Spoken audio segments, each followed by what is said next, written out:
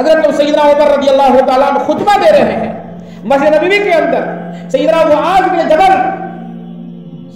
بن جبل جو رئیس العلماء ہیں، رئیس المفتیان ہیں، سب سے بڑے اور پہلے مفتی ہیں حضرت معاذ بن جبل رضی اللہ تعالیٰ عنہ، آپ صلی اللہ علیہ وسلم کے شاگرد ہیں. آپ خطبہ دے رہے ہیں. حضرت امیر المومنین عمر بن خطاب رضی اللہ تعالیٰ عنہ حضرت معاذ بن جبل رضی اللہ تعالیٰ عنہ پر نگاہ پڑی تو حضرت امیر المومنین نے کہا، فرمایا معاذ تمہیں اللہ کے راستے میں جانا تھا اور تم رک گئے. حضرت معاذ بن جبل رضی اللہ عنہ نے کہا کہ ہم سوچ رہے تھے آپ کے پیچھے میں جمعے کی نماز پڑھ لوں مدینہ میں، اور اللہ کے راستے میں تو جانا ہی جانا، طے ہو گیا مشورے سے وہاں جا کر کے مل لیں گے. حضرت عمر رضی اللہ عنہ فرمایا کہ کسی مسلمان کو معاذ بن جبل کو صرف خطاب نہیں ہے، قیامت تک آنے والے کی انسانیت کو خطاب ہے. معاذ بن جبل اگر کسی انسان کو، کسی مسلمان کو پوری دنیا کی سلطنت دے دی جائے، کسی مسلمان کو پوری دنیا کا بادشاہ بنا دیا جائے اور وہ پوری دنیا کا خزانہ ذخیرہ وہ راہ کسی خیر کی جگہ میں، خیر کے راستے میں خرچ بھی کر دے، تب بھی اے معاذ بن جبل اللہ کے راستے میں آدھا دن نقل و حرکت کے برابر نہیں ہو سکتا. اے معاذ بن جبل اللہ کے راستے میں آدھے دن نقل و حرکت کرنے کے برابر نہیں ہو سکتا. کتنی فضیلت ہے اس کی. اور کون فرما رہے؟ مسجد نبوی ہے، منبر رسول ہے، وہاں سے امیر المومنین خطاب کر رہے ہیں اور پھر حوالہ پیش کر رہے ہیں حضرت عبداللہ بن رواحہ رضی اللہ تعالیٰ عنہ کا. عبداللہ بن رواحہ کے بارے میں خود پیغمبر صلی اللہ علیہ وسلم نے فرمایا عبداللہ تم بہت پیچھے رہ گئے، جبکہ جذبہ کیا ہے کہ آپ صلی اللہ علیہ وسلم کے پیچھے جمعہ کی نماز ادا کرنا. ہم تیز ہیں، ہماری سواری تیز ہے اور ہم پہنچ جائیں گے. تو اللہ کے راستے میں نکلنا ہر شخص لازم پکڑے. خروج کا کوئی متبادل نہیں، خروج کا کوئی بدل نہیں. ہر شخص لازم پکڑے کہ ہم نکلے، ہم وقت دیں اللہ کے راستے میں نکلنے کے، وقت دیں. اس کا کوئی متبادل نہیں کہ نماز کا بدل زکات نہیں، زکات کا بدل حج نہیں، حج کا بدل روزہ نہیں. اسی طریقے سے راہ خدا میں نکلنے کا کوئی بدل نہیں ہے. نہ وہ روزے سے کام چلے گا، نہ زکات دینے سے کام چلے گا، نہ حج کرنے سے کام چلے گا، بلکہ تو نکلنا ہے راہ خدا میں اعلاء کلمت اللہ کے لیے، اعلاء کلمت اللہ کے لیے. حضرت معاذ بن جبل رضی اللہ عنہ نکلے ہیں. ایسے صحابی ہیں کہ جو مدینہ میں جن کا انتقال نہیں ہوا ہے، ملک شام میں ہے. صحابہ کرام اللہ کے راستے میں نکلنے کو پسند کرتے تھے. بعض صحابہ کے بارے میں آتا کہ موت آ رہی ہے مدینے کے اندر، وہ افسوس کر رہے ہیں کہ کیوں میں جانوروں کی طرح مر رہا ہوں، کیوں میں عورتوں کی طرح مر رہا ہوں. خود ایک شخص کی موت مدینے میں حضور اکرم صلی اللہ علیہ وسلم کے شہر میں ہو رہی ہے. آپ صلی اللہ علیہ وسلم نے فرمایا کاش یہ اللہ کے راستے میں مرتا تو کتنا اچھا رہتا، کاش یہ اللہ کے راستے میں مرتا تو کتنا اچھا رہتا. اللہ کے راستے کی موت، مرنے کے لیے ہم سب آئے ہیں، جینے کے لیے کوئی نہیں آیا ہے. جینے کے لیے اللہ نے آخرت بنا رکھی ہے، جینے کے لیے اللہ نے جنت بنا رکھی ہے، آرام کے لیے، راحت کے لیے، عیش کے لیے اللہ نے آخرت بنا رکھی ہے. اس لیے ہم اپنے آپ کو عمومیت پر ڈالیں، اپنے آپ کو جماعت پر ڈالیں، اپنے آپ کو خروج پر ڈالیں اور مسجد کو آباد کرنے کی 100% کوشش کریں. اس کی محنت کریں اور عزم کریں، ارادہ کریں، ورنہ نہ جانے کیسی کیسی غلط فہمیاں آئے گی اور ساری غلط فہمیاں دوری کی وجہ سے آئے گی. غلط فہمی جو آتی ہے وہ دوری کی وجہ سے آتی ہے اور غلط فہمیاں جو ختم ہوتی ہے وہ قربت کی وجہ سے ختم ہوتی ہے. آدمی جب قریب آتا ہے، اس کی بات سنتا ہے، اس کی صحبت اختیار کرتا ہے تو غلط فہمیاں دور ہو جاتی ہے. کوئی بھی ہو، حضور اکرم صلی اللہ علیہ وسلم کو ایک پیغام سنایا گیا حضرت عثمان غنی رضی اللہ تعالیٰ عنہ کے بارے میں. حالانکہ وہ پیغام غلط تھا کہ آپ مکے میں گئے، آپ کو شہید کر دیا گیا، آپ یہاں بیعت کر رہے ہیں جہاد پر. ایک دھوکہ ڈال دیا گیا، وسوسہ ڈال دیا گیا. آپ نے کہا فاسقوں کی تحقیق کر لیجیے، اسی خبروں کے بارے میں تحقیق کر لیجیے. حضور اکرم صلی اللہ علیہ وسلم کو جب غلط خبر پہنچائی جا سکتی ہے اور آپ کچھ فیصلہ اس پر لے سکتے ہیں تو امام حرم کون ہوتے ہیں؟ شیطان کسی وقت نہیں چوکتا ہے، وہ ہمیشہ وہ کھڑا ہوا ہے ہمیں اپنا کام کیا کرنا چاہیے؟ ہمیں بصیرت اللہ سے مانگنی چاہیے اس کام کے لیے. یہ کام کیا ہے؟ حضرات علماء کرام سے، علماء ربانیین سے سمجھیے، حضرت صحابہ کو پڑھیے، کیا چیز ہے. حضرت الیاس نور اللہ مرقدہ اپنے زمانے میں ملک عرب گئے، اسی دعوت کی محنت کو لے کر کے، وہاں خصوص علماء کرام کو جوڑا، بعض ائمہ حرم بھی جڑے. اس میں آپ نے ایک پیغام دینے کے لیے وہاں حاضری ہوئی، کچھ لوگوں کے وہاں مشائخ کے بیان ہوئے، سب نے کہا شیخ الہند تشریف لائے ہیں، مراد نبوی الیاس رحمۃ اللہ علیہ کے بارے میں کہ آپ کا بیان ہوگا. آپ روتے ہوئے کرسی پر بیٹھے اور آپ نے کہا میں عرب میں اس سرزمین پر بیان کروں، میں اس لائق نہیں ہوں، میں اس زمین پر بیان کروں، میں اس لائق نہیں ہوں. آپ اہل عرب ہیں، آپ علماء ہیں، آپ ہمارے مشائخ ہیں، آپ کے بڑوں کی قربانیوں کے نتیجے میں آج ہمیں اسلام ملا ہے. ہم تو سوال کرنے آئے ہیں کہ انسان 100% مسلمان کیوں نہیں ہے، آج 100% دین زندہ کیوں نہیں ہے. سوال کرنے آئے ہیں. یہ سوال ہے، آپ بتائیے. ایک شیخ نے جواب دیا، کہا اصل میں ہماری تعداد کم ہے. آپ نے کہا صحابہ کرام کتنے تھے؟ آپ نے اس پر دوبارہ سوال کیا، صحابہ کی تعداد کتنی تھی؟ تو بہت تھوڑی تھی. تو آج مسلمان زیادہ ہیں کہ صحابہ زیادہ تھے؟ نہیں، آج کے مسلمان زیادہ ہیں. پھر کیا وجہ ہے؟ کچھ دیر کے بعد ایک شیخ نے کہا کہ مال میں کمی ہے. کہا صحابہ کے پاس کتنا مال تھا؟ صحابہ کے پاس کتنے کپڑے تھے؟ صحابہ کے پاس کتنی سواریاں تھیں؟ اس شیخ نے بھی سر نیچے کر لیا. آپ نے کہا کہ آج مسلمان کے پاس کتنا پیسہ ہے، کتنا مال ہے، کتنی دولت ہے. اس میں بھی صحابہ پیچھے ہو جائیں گے، مال میں بھی پیچھے ہو جائیں گے، تعداد میں پیچھے ہو جائیں گے. آج کا مسلمان تعداد میں زیادہ، مال میں بھی زیادہ. یہ جاہل لوگ ہیں. فرمایا جاہل لوگ، صحابہ کے زمانے میں کتنے مدرسے تھے، صحابہ میں کتنے علماء تھے، صحابہ میں کتنے مفتیان تھے، اور آج کتنے مفتی ہیں، آج کتنے علماء ہیں، آج کتنے مسجد مدرسے ہیں، گن لیجئے. تو ان کو سمجھ میں آ گیا کہ بھئی کسی سوال کا ہم جواب نہیں دے پائیں گے. اس جملے پر کہا حضرت شیخ آپ ہی بتائیے کیا وجہ ہے. فرمایا بس صرف ایمان اور یقین کی کمی ہے اور کچھ نہیں ہے. سب رو رہے تھے اس موقع پر، یہ بھی ہو چکا ہے، ایمان اور یقین کی کمی ہے. اور فرمایا حضور اکرم صلی اللہ تعالی علیہ وسلم نے صلاح اول هذه الامه بالزهاده واليقين وهلاكها بالبخل والعمل. اس امت کی اصلاح کی بنیاد زہد و تقوی پر تھی اور یقین پر تھا. اور جس دن اس امت میں اس کی ہلاکت اور بربادی کا ابتدا، اس کا آغاز کب ہوا؟ جب اس کے اندر بخل آیا ہے، کنجوسی آئی ہے اور لمبی لمبی امیدیں جاگ اٹھی ہیں. اس وقت یہ امت گرنے لگی ہے اور یہ امت ذلیل ہونے لگی ہے، رسوا ہونے لگی ہے. وَحَلَاكُهَا بِالْبُخْلِ وَالْعَمَلِ. اس کی ہلاکت یہاں سے شروعات ہوئی کہ جب دین میں راہ خدا میں خرچ کرنے سے کترانے لگی ہے. اپنی ذات پر خرچ کرنا تو جانور بھی کرتا ہے کہ ہمارے ذریعے سے مسجد آباد ہو، ہمارے ذریعے سے مسجد کے آباد کرنے والے پیدا ہو، ہمارا جان ذریعہ بن جائے، ہمارا مال ذریعہ بن جائے، ہمارے جذبات ذریعہ بن جائے، ہمارے اوقات ذریعہ بن جائے، ہماری زندگی ذریعہ بن جائے، جس سے دین بول بالا ہو. حضرت جی مولانا یوسف صاحب نور اللہ مرقدہ فرماتے تھے، حضرت مولانا الیاس رحمۃ اللہ علیہ کے ملفوظات میں یہ جملہ ہے کہ اگر کوئی شخص ذاتی طور پر پورے دین پر چلتا ہو تو وہ دیندار تو کہلائے گا، لیکن دین کا مددگار نہیں ہو سکتا ہے.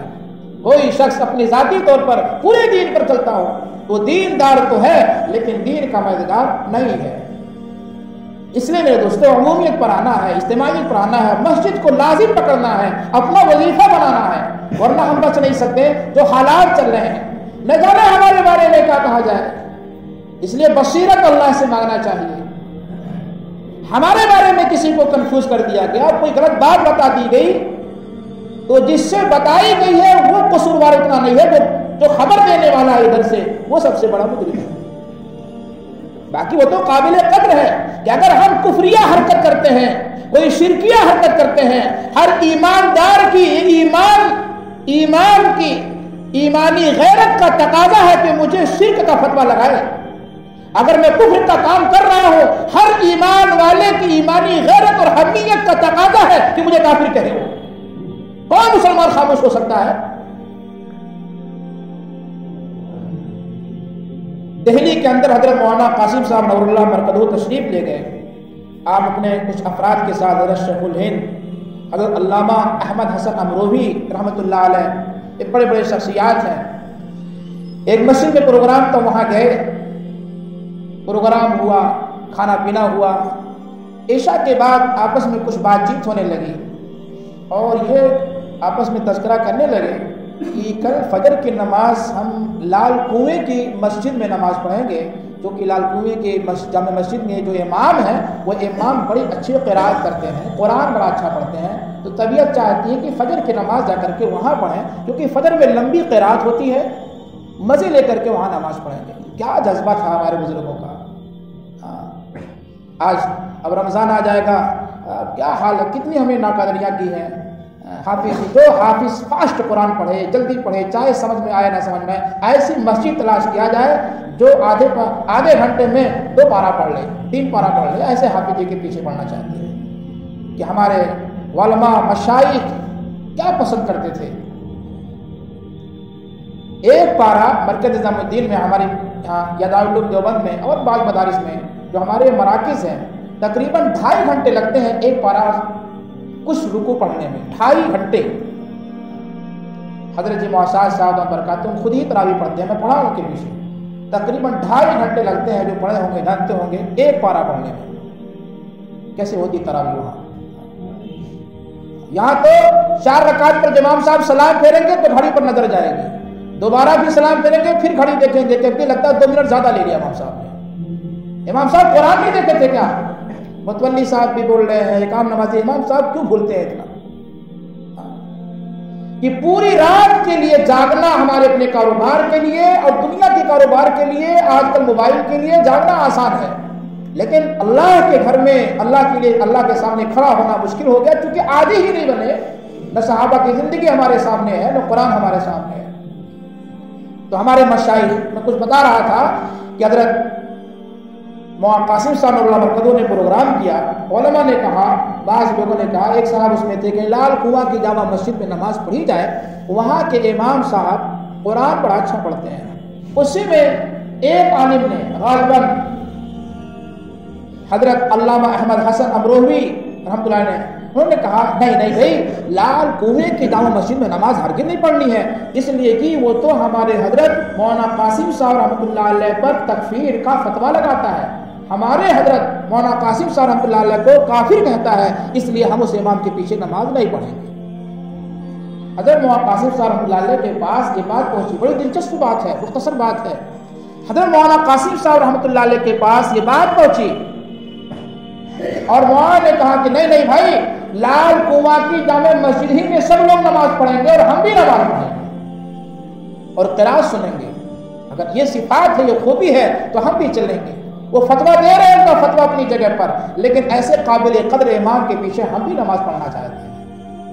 اس امام کی کوئی غلطی نہیں، اس عالم کی کوئی غلطی نہیں ہے، جو میرے متعلق وہ ترجمانی کیا اس کی غلطی ہے، اس کا قصور ہے، امام کا قصور نہیں ہے، بلکہ ان کا علمی تقاضا ہے کہ مجھے کافر کہے اگر میرے بارے میں کوئی کفر کی بات پہنچائی گئی ہے. چنانچہ حضرت مولانا قاسم النانوتوی رحمۃ اللہ علیہ اپنے ساتھیوں کے ساتھ لال کنواں کی جامع مسجد دہلی میں پہنچے. فجر کی نماز سے پہلے پہنچ گئے اور وہاں آپ نے نماز پڑھی. نماز پڑھنے کے بعد گوئیاں آپس میں ہی، ارے یہ کہاں سے ہو گئے، یہ دیوبند کے لوگ کہاں سے آ گئے. کسی نے کہا حضرت علامہ قاسم بھی آ گئے. امام بہت شرمندہ ہوئے، امام کو تعجب اور حیرت ہوئی کہ کہاں سے یہ صاحب آ گئے. ہم تو ان کو تو ہر تقریر میں ہم کفر کا فتویٰ دیتے ہیں، اپنے خطبہ میں ان کو برا بھلا کہتے ہیں، یہ ہمارے پیچھے نماز پڑھنے آ گئے.